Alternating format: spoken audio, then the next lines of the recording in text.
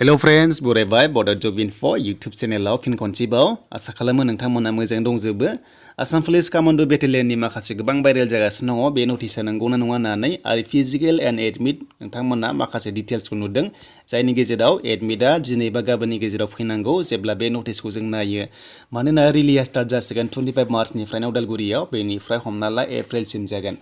दा लोगोफोर बे नटिसआ बबेनिफ्राय फैदों नोंथांमोनाथ' मिथिखाबाय जानांगौ बयबो बेनिफ्राय एडमिटआ मोनमारगोन ना मोनमारा एबा बे नटिसआ रियेल ना फेक बेनि सायाव गोबां सानगासिनो दङ आरो गोबां कमेन्ट्सबो खालामदों नंगौ एबा नङा होननानै।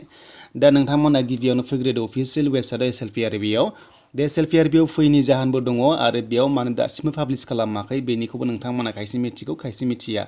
दा बेखायनो जों फार्स्टआव जोङो बे अफिसियेल वेबसाइटआव फैनानै जों एडमिट डाउनलड खालामनो हानायनि अपसनखौ मोननो हागौ दिनैनिफ्राय जुदि बे नटिसआ नंगौबा।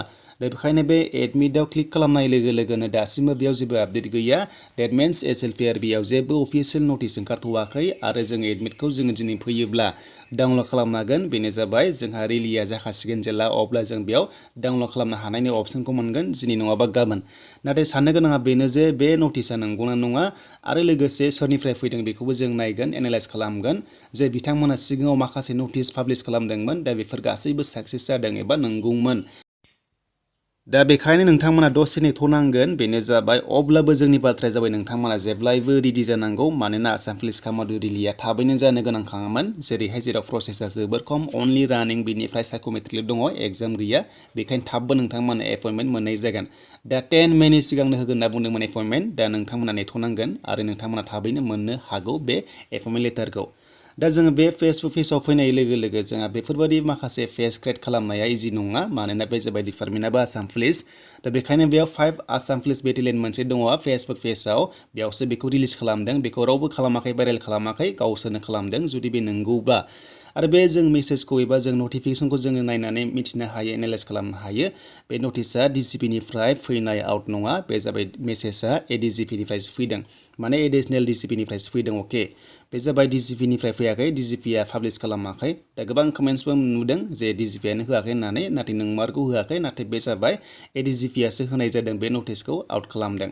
दा बेयाव माखासे नटिस दङ आरो जेरै नोंथांमोना माखासे 2 मोनदों 4 मोनदों बेफोरखौ हरनाय जादों जि डिस्ट्रिक्टसा फार्स्ट पेजआव थागोननो बिथांमोननोसो बेयाव हरनाय जादों जे एलार्ट खालामदों जाहाथे फिल्डखौहाय मोजाङै मोजां कन्डाक्ट खालामो आरो बे रिलि कन्डाक्ट खालामबा माखासे एरेन्जमेन्ट्स नांगौ जायो जेरै माखासे मेसिन्स नांगौ जायो नङा होमबा माखासे मेन पावार एबा मानसि नांगौ जायो दा बेखौ जाहाथे रेडि खालामो आरो रिलिखौ थाबैनो स्टार्ट खालामो। दा बेखौ ADGPनिफ्रायसो हरनाय जादों आरो बे माखासे डिस्ट्रिक्टसनि हेडक्वार्टारफोराव हरनाय जादों जाहाथे एरेन्जमेन्ट खालामनानै दोनो आरो थाबैनो आरो बेफोरबादि माखासे डेट्स बेयाव क्लियार खालामदों एबा डिक्लेयार खालामबाय। दा बेनिखायनो फार्स्टनियानो जाबाय स्टार्टआ 25 मार्चनिफ्रायनो जागोन उदालगुरि डिस्ट्रिक्टआव अब्ला नायदो नोंथांमोना रेडि जानाया जोबोर इम्परटेन्ट नंगौबाबो नङाबाबो नाथाय आं सानो बे नंगौआनो मानोना आं बेयाव माखासे पेजखौ नायबिजिरदों जे सिगांनि माखासे नटिसफोर होनाय दङ बे गासैबो साक्सेस जादों एबा नंजोबगौमोन। दा बेखायनो जों साननोबो हाया आसाम पुलिसआव बेबादि जानला मोनला फेस क्रिएट खालामनो हाया आरो लोगोसे माखासे बेयाव रिस्कनि खोथा थायो बेखायनो नंगौबादि दङ बे आसाम पुलिस 5 बेटेलियन फेसबुक पेजआव अके।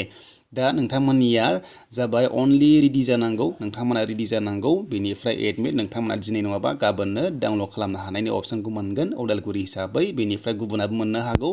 दा बेयाव नायदो नै गासैबो बेफोरबादि माखासे नटिसेसआ गासैबो रिलानोमोन गासैबो बेयाव जिखौ आपलड खालामदों बे गासैबो साक्सेस जाजोबदों बेखौ नायोबा बे नटिसआ नंगौ आरो नोंथांमोनाबो रेडि जानाया जोबोद इम्परटेन्ट मानोना फैगासिनो दं नोंथांमोना अनलि रानिं बेनिफ्राय साइक'मेट्रिक नोंथांमोना क्लियार खालामबानो थ' नोंथांमोना साख्रिया मोननायनि लामायाव दङ मानोना एग्जाम बेयाव गैया।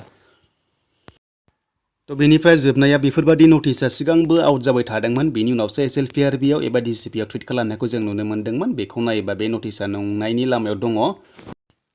दा बेखायनो जों नेथ'नांसिगोन दायो भिडिअ खालामनाय टाइमाव जेबो नटिफिकेसन आउट जायाखै SLPRBआव दा जेब्ला फैयो नोंथांमोननो फिन खनसेबो आपडेटखौ होगोन जाहाथे नोंथांमोना एडमिट डाउनलड खालामनानै गासैबो नांगौ डकुमेन्ट्सखौ नोंथांमोना रेडि खालामनानै लानो हायो।